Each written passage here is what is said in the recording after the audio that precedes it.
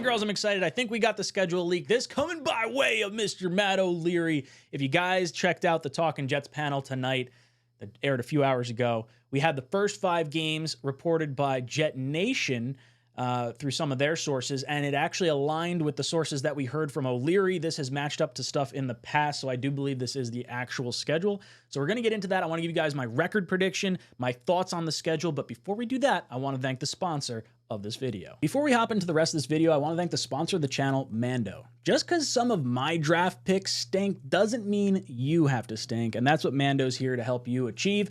Mando is clinically proven to give you an odor score of 0 out of 10 after 12 hours, where just showering and soap alone will give you a 5 out of 10 odor score. I can tell you from personal experience, I have tried roll-on deodorants and spray deodorants and gel deodorants and all these different things, and they always wind up dissipating over the course of a day, but this stuff actually works. Not only that, if you get the starter pack, you wind up getting this invisible cream, which has been an absolute game changer for me. I have a chafing problem in the summer. My thighs just burn and it is not fun. This stuff is like a lubricant that is just absolutely perfect. You could put it on any part of your body, whether it be the balls, your grundle, your butt crack, your boobies, your armpits, your feet, anything you want to put it on. This stuff is totally safe to do it, and it'll keep you smelling fresh the whole day. They also send you out this shower gel. I got the bourbon leather, smells really nice. Becca loves it. When I go to bed, you're welcome, babe. And then my personal favorite, I actually really like throwing the wipes in my to-go bag, so that way when I'm out and about, I could just freshen myself up really quick. It's also nice at the end of the day if you showered towards the end and you want to just like maybe give yourself a little wipe down after sitting under some hot lights yelling about your favorite football team. At least do it without smelling. So I've really liked it. I want to thank Mando for reaching out and sponsoring the channel. If you guys would like to help support the channel and support one of the sponsors of the channel, head down into the description. You'll find my link down below, shopmando.com, promo code JetsTalk. That's shopmando.com, promo code JetsTalk will get you 40% off your starter pack. It's about $5 off. If you're just in the market for a little bit of deodorant, highly recommend it. Give it a shot. Guys, thank you so much for sponsoring the channel. All right, so let's hop into the schedule. This coming by way of O'Leary. Quick notes off the top of my head. 2 games on the road to start the season, 2 games on the road to end the season. I do not like that at all, and I do not like Thursday Night Football as our home opener for the Jets home opener. I don't like that. I think that's a weird way to do it. We were planning on doing our group bye for Thursday Night Football, for the home opener, but with it being Thursday Night Football, I would imagine that's probably not going to be the case anymore. So I'll talk with the guys. We'll get the information down. I'm assuming maybe the Bronco game week 4 is what we ultimately decide on, but we'll get you guys that info as soon as we know about it, and then we'll let you know where to get tickets and whatnot. But right off the bat, Jets have 6 primetime games. This is more than I thought we were going to have. It doesn't appear like there's a Black Friday game on here. It looks like week 12 is the Black Friday game, I think, by way of where that lines up on the schedule. But the Jets have 2 Monday night games, obviously the San Francisco 49ers week 1, and then you have it again against the Bills week 6. Thursday Night Football, home opener versus the Patriots, and then again versus the Texans. Sunday Night Football, you get the Steelers and the Colts, and then we have the week 18 game against the Dolphins is actually a flex game. So if it comes down to the final bit of the schedule and the Jets and Dolphins are jockeying for position, then that's going to get flexed into primetime too. So you're talking about 6, potentially 7 primetime games, not including the standalone London game. So the NFL is going to have 7 standalone Jets, Rodgers, domination type games. Let's run it back. I'm excited for this. It's a little bit nerve-wracking because of the primetime aspect and everything along those lines, but forget it. We got to win. We got to win, and I'm looking forward to seeing it in primetime. Let all the eyeballs be on us. If you want to beat the best, or if you want to be the best, you got to beat the best, starting with the 49ers. But let's go through the schedule. I'll give you guys some of my thoughts. Week 1 versus the 49ers is a tough matchup. I really do like the matchup overall as far as when we play them. I think we have a better opportunity to beat the 49ers when they don't have tape on Aaron Rodgers as a New York Jet. They have tape on Aaron Rodgers as a Packer with Nathaniel Hackett, but they don't have him with the New York Jets aside from like 2 drives in preseason last year against the Giants and the 4 plays against the Bills last year. So a little bit of the element of surprise. Now, I do think the Jets may not be at full strength. No Mike Williams, I don't think, at the very beginning part of the year, or maybe like just coming back from the injury. It doesn't sound like he's going to have much of a training camp. And then you have the offensive line that has 3 new starters plus AVT coming back from the Achilles injury. I think it's going to take a little bit of time to gel. I do think that's going to be a loss to start the season, but I'm okay with that because we're not at full strength, and that just tells me we have growth to be able to grow the rest of the season. I'd rather lose an earlier game and build off that with a little bit of chip on our shoulder to start the season than maybe deal with them a little bit later in the season. All the good teams wind up building a little bit of momentum as it goes on. Week 2 at the Titans. I do not like 2 away games to start the season, but that's all right. We're going to get a win here. Young quarterback, second-year quarterback in Levis. Obviously, a lot of firepower on that offense right now, but I do think the Jets should win that game. Patriots on Thursday Night Football. That should be a W. I know it's a short week after the Jets had a short week the week before on the road, then coming to the East Coast on short rest, then having short rest to have to play a division rival Patriot game. Really frustrating. A little bit of a rough stretch here, but the Jets should be able to beat a rookie quarterback or Jacoby Brissett, even though Brissett had a really nice run of it and damn near cost us the game against Washington this past year. Broncos game. Mr. Nathaniel Hackett, Aaron Rodgers revenge game?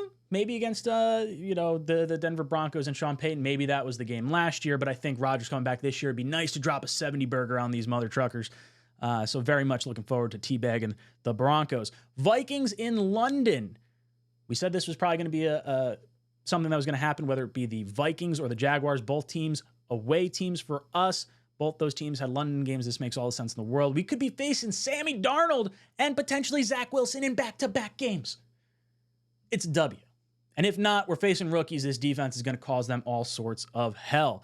Then you got Bills on Monday Night Football. Now, this is an interesting scenario because teams that get the London game get the option to get the bye week the following week. We saw Rodgers and the Packers 2 years ago face the Giants in London and then opt not to take the bye week and then instead face the Jets. So that is a slap in the face to the New York Jets. So if I'm a Bills fan, I'm looking at this saying like, wow, they're taking us as chump change. They think they can come off this London game and still beat us.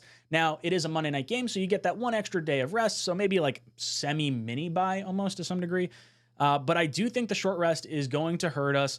We have a little bit of a win streak going here. I'm going to pencil this Bills game in as a loss, unfortunately. And we're going to hit some tough times. I don't think the Steelers are overly difficult in any capacity, but obviously getting Russell Wilson, having Justin Fields, that quarterback room has gotten a lot better in the last year or so. And when you look at the storylines, it's kind of nice, right? You got Hackett, who tried to get Rodgers over to Denver, whiffed on getting Rodgers to Denver. Rodgers signs a massive contract in Green Bay. He winds up pivoting, turning to Russell Wilson. Russell Wilson, Nathaniel Hackett having nightmares about one another.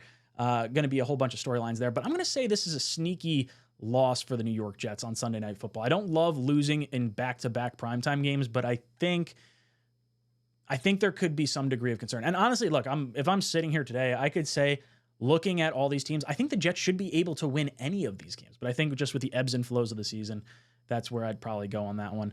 We're going to sweep the Patriots in Foxborough. No issues there. Texans on Thursday Night Football. If you want to flip-flop like Texans and Steelers and as far as wins, losses, I think that's all right with me.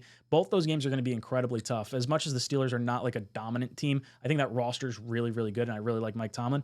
With the Texans, I do think there's going to be a little bit more tape out on Stroud for this year, so I think you're going to have a little bit more success rolling into this season. So I do think that could be a win. Cardinals on the road, that should be a win. Now, I do think that team's going to be closer to the 2021 version of that team where they got 11 wins and 5 losses. Is that right? Math? That's probably wrong. 11 and 6? Is that right?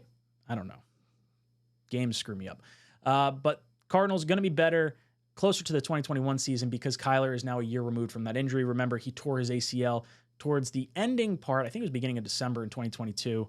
Now, granted, they were not doing very well prior to that, so maybe grain of salt there. But I think that team's switched over a little bit, but I do think that should be a win.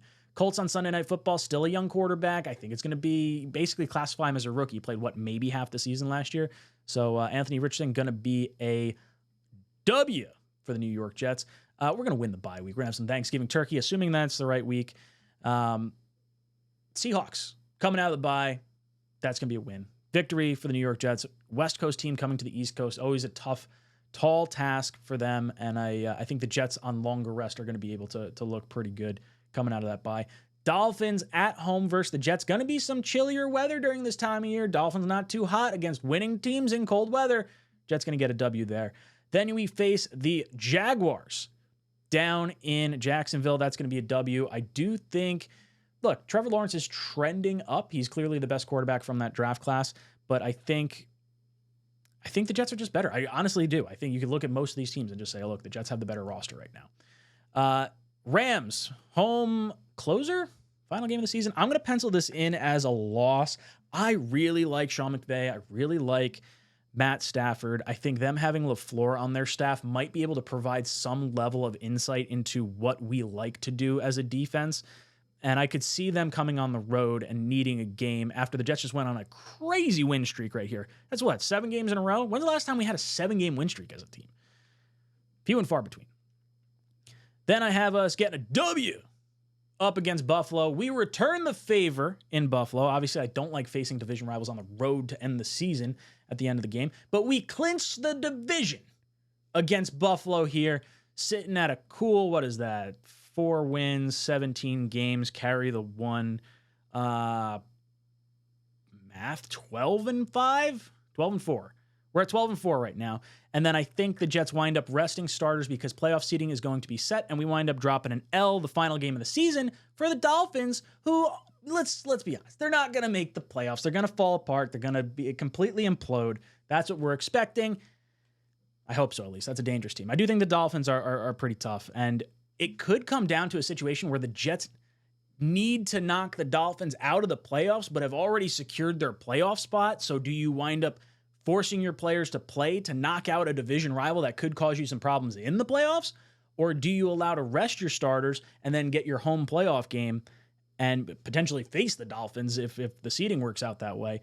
I think that could be a very difficult decision, but this would put us at 12-5. And I think 12-5 is an optimistic viewpoint. I think if you're a New York Jet, could it be higher? It's probably a little bit of wishful thinking right now. A lot of things need to break the way the Jets need it to break. But I think the floor should be 10 wins. 10-7 is the floor for me. I think 12-5 makes a lot of sense. So guys, let me know your win-loss predictions based on this schedule right here. Let me know what you think about the map of the schedule. Obviously, we have West Coast game against the 49ers. And then we take our final West Coast trip week 10, and then everything else is relatively close, similar time zones, maybe one time zone over. So either way, schedule's interesting. I just can't wait for football to start. I am all sorts of ready to go. So guys, let me know your thoughts in the comment section down below. And as always, go Jets.